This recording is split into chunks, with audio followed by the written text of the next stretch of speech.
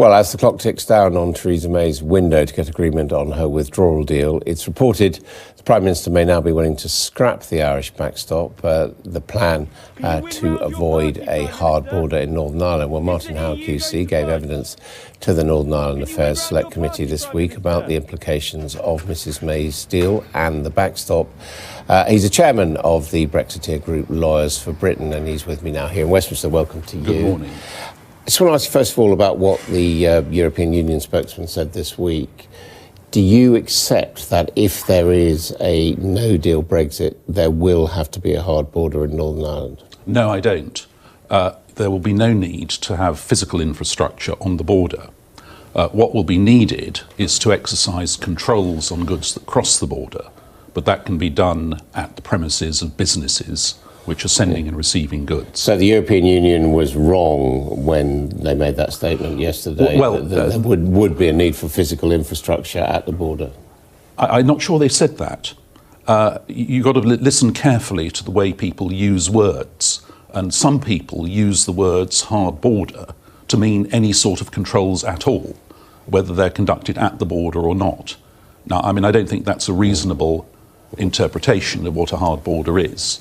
But that may be what the European Union was saying. Well, what about the interpretation of World Trade Organization rules, which again seem to imply when you have different trading blocks, you actually need a physical control? They don't, actually. There's no requirement under WTO law to have physical controls and at the border. Where can you cite where this doesn't take place?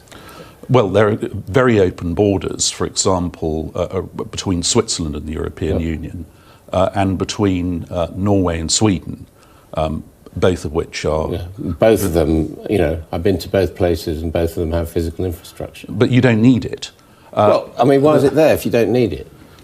You need... Well, let's look at the position in Ireland and the Irish border.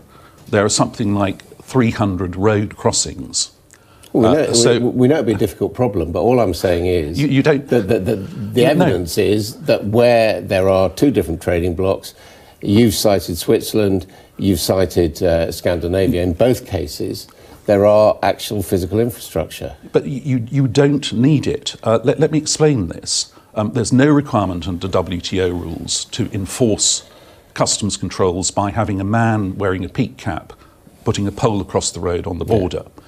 What you have to do is, if you impose tariffs, for example, you have to impose the same tariffs to all comers. But you can do that by saying to businesses, if you import goods... So you're proposing something entirely new, which it's not been tested. You can't produce an example of anywhere where it happens elsewhere. No, it's not entirely new.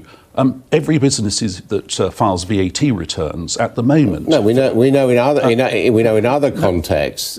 There isn't a need for borders, but in this context, you are proposing something that's entirely new. No.